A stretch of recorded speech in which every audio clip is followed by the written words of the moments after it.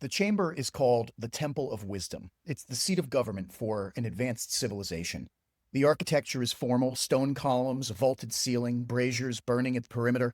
The chamber is older than the people who currently sit in it. It's held the deliberations of the planet's ruling council for generations. On this day, 9 council members are present. They wear ceremonial uniforms and stand in a semicircle. They've been summoned for an emergency session. The man addressing them is the planet's leading scientist. He's spent years on the work he's now presenting.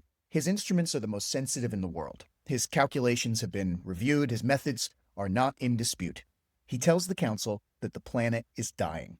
It's going to be destroyed, and there's nothing they can do to stop it. He has compelling data, models, a clear prediction with a definite timeline. And he has a plan to propose an evacuation beginning immediately using rocket technology that he has prototyped and that he's prepared to scale in order to save their species.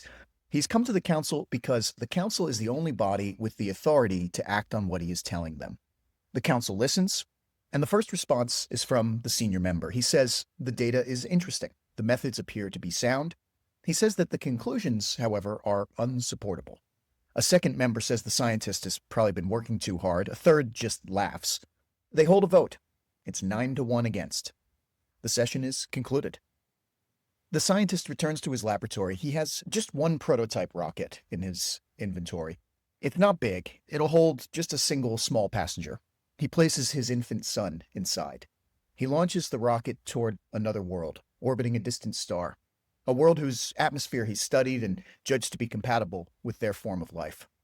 The rocket clears the atmosphere and begins a long voyage to deliver his son safely to what he hopes will be his new home. Not long after, just as he'd predicted, his planet is destroyed.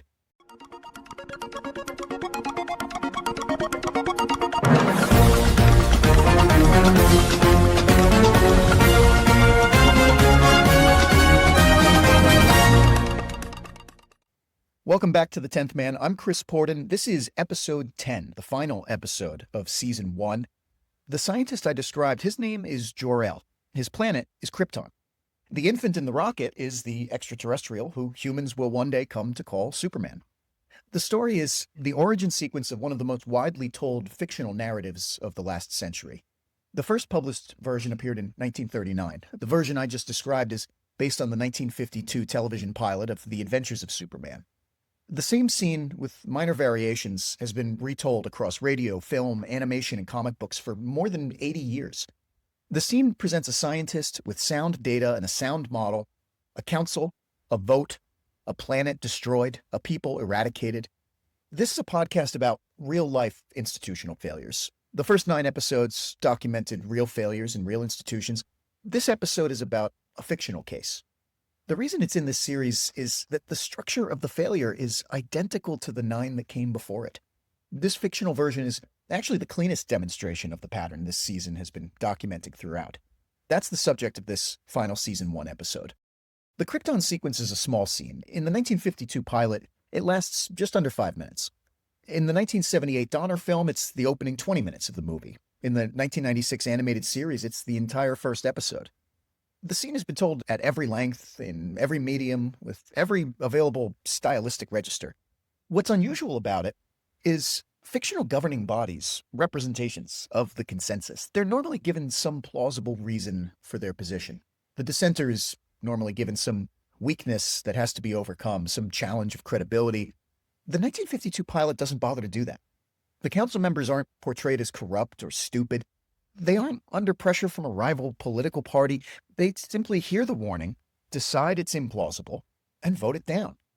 The 1978 film is even more direct. The council member Von Ah, speaking on behalf of the body, tells Jor-El, "It isn't that we question your data. The facts are undeniable. It's your conclusions we find unsupportable." Think about that for a second. It's a complete description of the failure mode this series has documented across 9 real-world institutions. The data was present. It wasn't in dispute.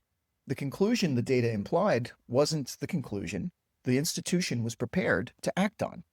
The institution accepted the data and rejected the conclusion.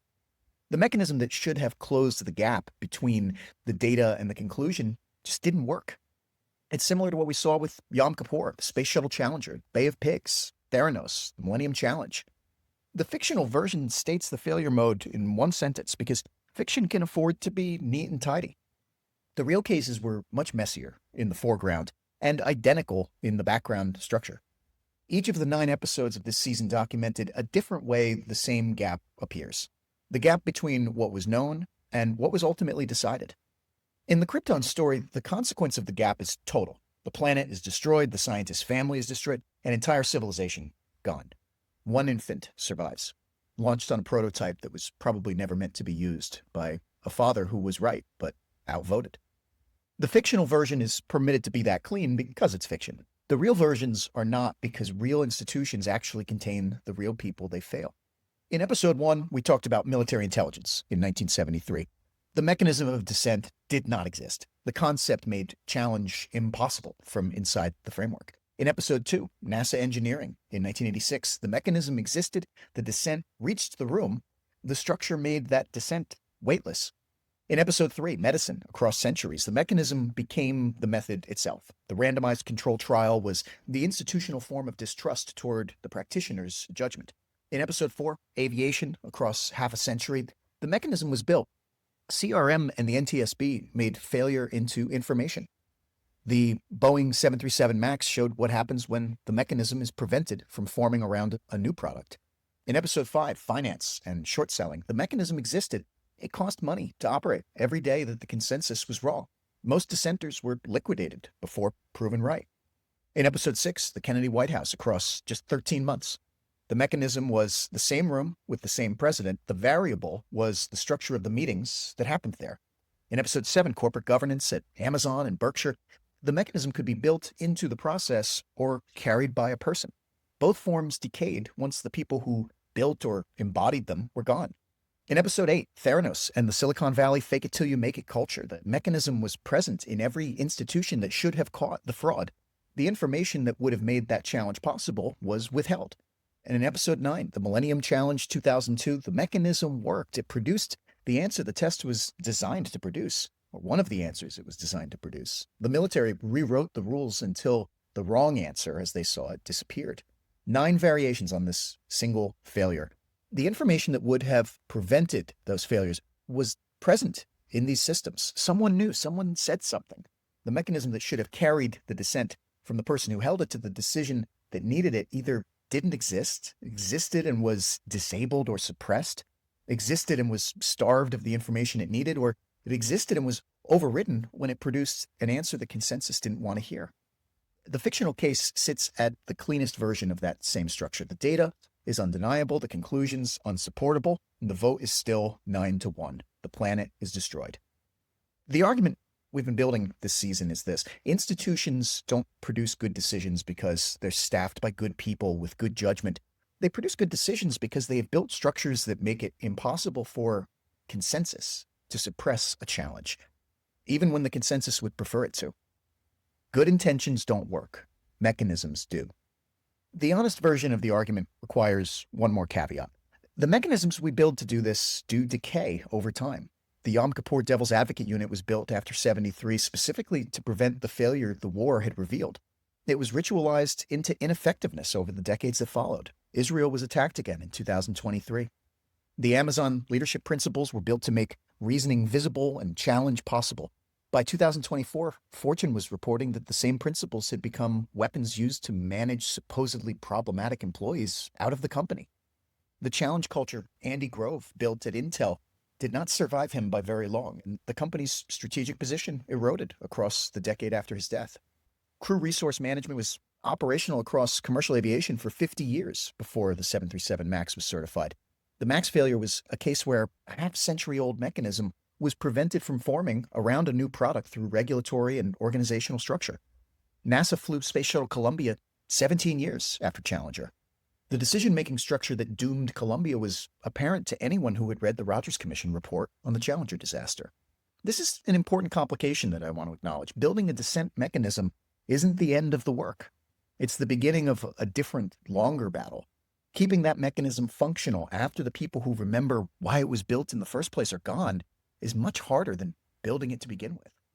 The institutional half-life of dissent is shorter than the institutional memory of why dissent matters to begin with.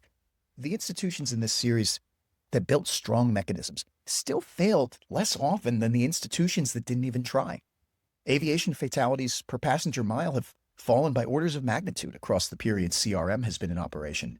The randomized control trial reduced medical error in measurable ways across 2 centuries. The mechanisms are effective, and they also decay. So the honest version of this argument is that mechanisms give dissent a fighting chance to break through stubborn consensus. Nothing in the historical record really suggests that the problem can be solved permanently. The real job to be done is to maintain dissent mechanisms against the institutional drift that will inevitably erode them. There's one thing left to say about this mode of thinking and what it can and cannot do for you. On this show, we can name the patterns. We can arm you with a new vocabulary. We can show you that the same structural failure appears across military intelligence, engineering, medicine, aviation, finance, diplomacy, corporate governance. We can show you that these failures are structural and generalizable across domains. But we can't install dissent mechanisms into the institutions where it really matters. That work happens in rooms we'll never see. It happens in board meetings, design reviews, policy debates, executive committees, editorial decisions, clinical trials, war games.